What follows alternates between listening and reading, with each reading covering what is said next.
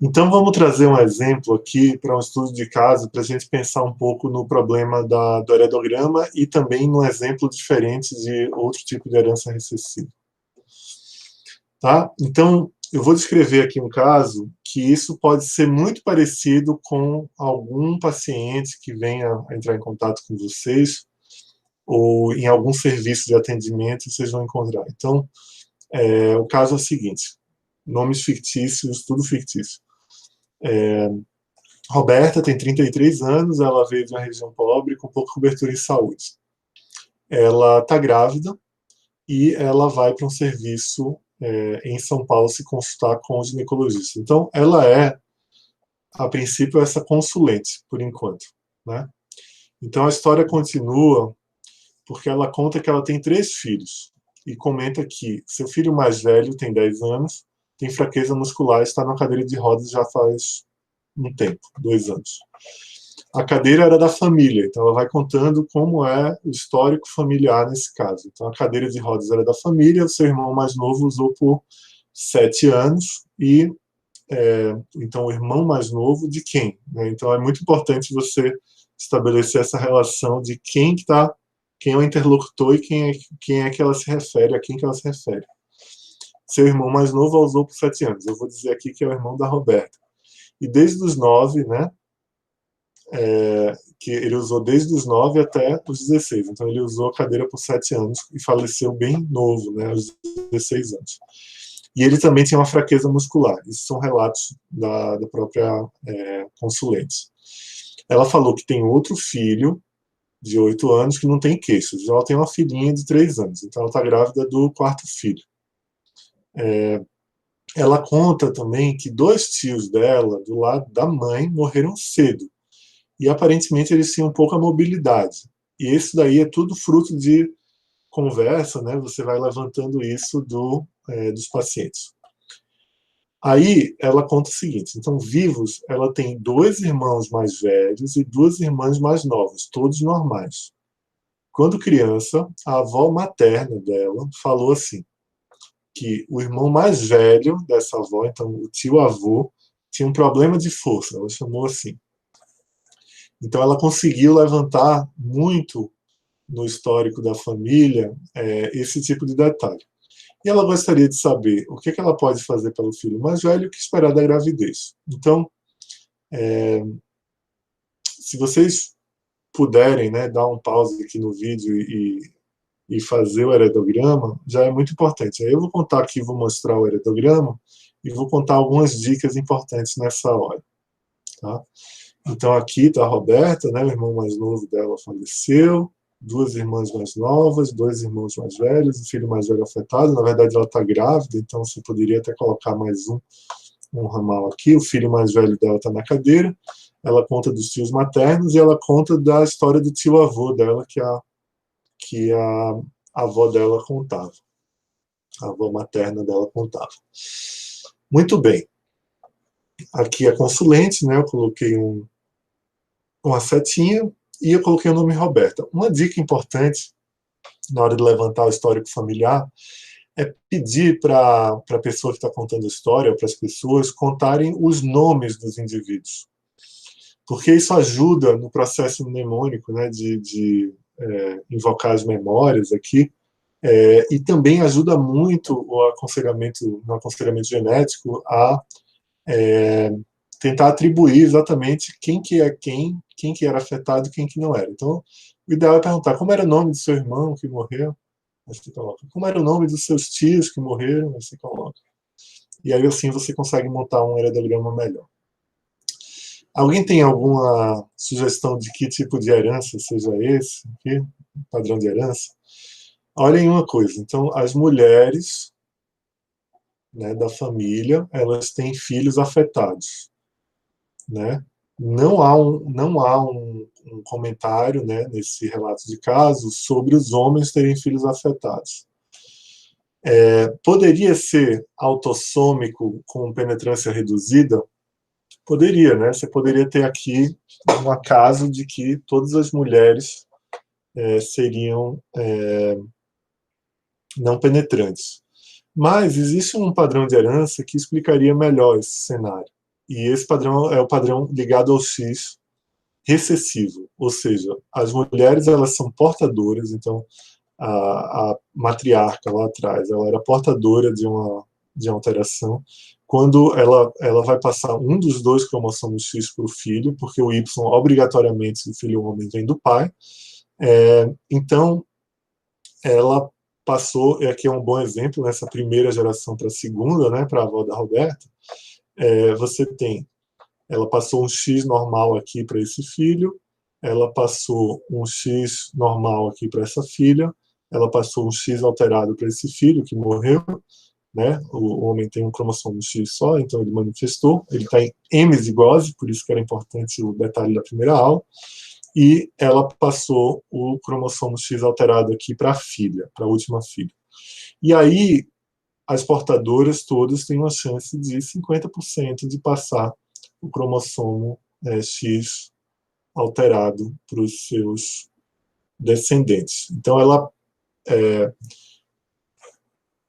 para os homens, ela tem, então, agora 50% de passar o X afetado, vocês podem fazer isso no papel. Se você estratificar isso por sexo, você vai ter um quarto, né, de cada uma das combinações. Então, um quarto vai ser homens normais, um quarto mulheres normais, um quarto homens afetados e um quarto mulheres portadoras, normais portadoras. Né? Então, metade dos meninos, dos filhos homens, vão ser afetados e a outra metade das filhas mulheres vão ser portadoras. E o que é a distrofia muscular de Duchenne? Então, a gente está falando aqui de um dos tipos mais comuns, eu acho que é o tipo mais comum de distrofia muscular, que se chama distrofia muscular de Duchenne. A distrofia muscular de Duchenne ela é decorrente de alterações num gene chamado distrofina. A distrofina, que é esse gene aqui, DMD, ele está no cromossomo X, né, no braço curto, e ele é um gene muito grande que tem muitos domínios proteicos. E esse gene, ele participa do citoesqueleto da célula muscular. Então, por interagir com muitos genes, por ser muito grande, né, interagir com outros produtos gênicos, inclusive ancorando ali através de um domínio, de uma interação com uma proteína transmembrana, ele interage com a estrutura extracelular, né? E isso faz com que o gene ele seja muito importante para a integridade do músculo. Tá? Aqui é uma figura interessante porque ela mostra os produtos de outros genes causando outros tipos de distrofia muscular. Então, por exemplo, tudo que foi LGMD é distrofia muscular de cinturas, né? Todos esses outros aqui são ligados aos cromossomos autossômicos, né? Mas você tem, e aqui também, né, a laminina, que é extracelular, mas você tem aqui, então, um mapa de doenças que são decorrentes de alteração desses genes que codificam proteínas importantes para a formação e integridade do músculo. Tá? E aí, os meninos, então, afetados, né, a gente fala do gene, principalmente, grande maioria dos casos afetando os meninos, você tem uma substituição gradativa do músculo, né? Então, o músculo normal, ele tem integridade. Os casos mais leves de alterações no DMD, a gente chama de distrofia muscular de Becker, e os casos mais graves, a gente chama de distrofia muscular de Duchenne. Então, esse gene, né, eu esqueci de falar o nome dele, se chama distrofina, ele está praticamente ausente nos casos de DMD e ele está muito diminuído nos casos de Becker. Com a integridade do músculo reduzida, você tem uma substituição fibrótica, né?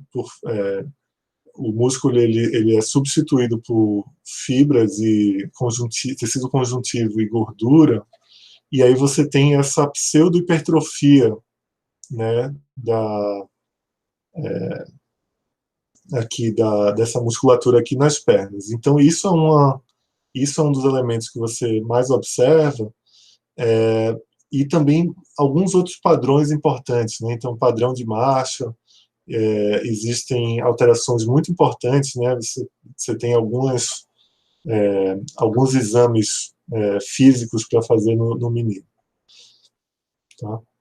E aí, o começo da DMD, ele é antecipado, né? Então você tem um início mais precoce, também decorrente da gravidade das alterações genéticas ali. Como eu falei, a distrofina está ausente praticamente, né?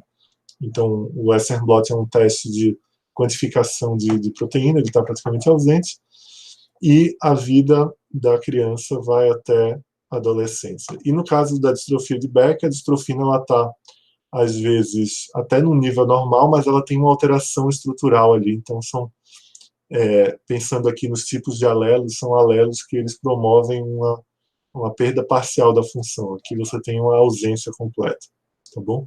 E aí, o que acontece? Os indivíduos com Becker, eles acabam começando mais tarde e também prolongando bastante a expectativa de vida. E com isso, eu sugiro que vocês façam essa atividade em grupo, tá bom? Então, ela vai abordar um pouco dessas doenças recessivas que a gente falou aqui, e outras, né, inclusive fibrose cística, que estava presente na primeira atividade, e a gente vai responder juntos na próxima semana. Tá? E aqui, só para fechar, um exemplo de anemia falciforme, tá bom? Então, a gente tem fenótipos diferentes a depender do nível que a gente olha. Então, a gente falou em fenótipo como uma manifestação clínica, mas o fenótipo também pode ser celular. O fenótipo ele também pode ser molecular. Então, por exemplo, anemia falciforme, para quem não lembra, são alterações na hemoglobina beta. E você tem alterações na estrutura dessa hemoglobina que promovem uma diminuição na capacidade de transporte de oxigênio e uma suscetibilidade diferenciada à infecção pelo plasmódio da malária.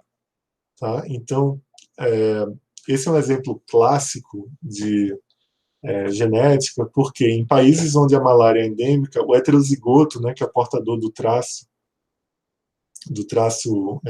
falcêmico, né, aqui, ele é mais resistente à malária. Então, o heterozigoto acaba subindo de frequência. Quando o heterozigoto sobe de frequência, a frequência do homozigoto também aumenta, né? Então, você vê que, em nível do mar, o formato e a quantidade de células ele pode ser até muito normal, né? Então, o portador, né, o traço falciforme, ele é mais normal, apesar de que tem algumas células que acabam, por conta do formato da hemoglobina, elas acabam se dobrando, fazendo esse formato de foice, por isso chama falciforme. E isso é diferente em altas altitudes. Então, o traço falcêmico ele pode acabar se manifestando como um pouco de resultado clínico visível, né? Então, um grau de anemia basal. O fato é que os homozigotos eles são afetados. Então, você tem uma redução muito grande do transporte de oxigênio, né? Então, promovendo essa anemia, e eles também são resistentes à malária, tá bom? Então, você tem essa ideia de dominante e recessivo em vários níveis também, no nível molecular, no nível celular, no nível sistêmico. Muito bem.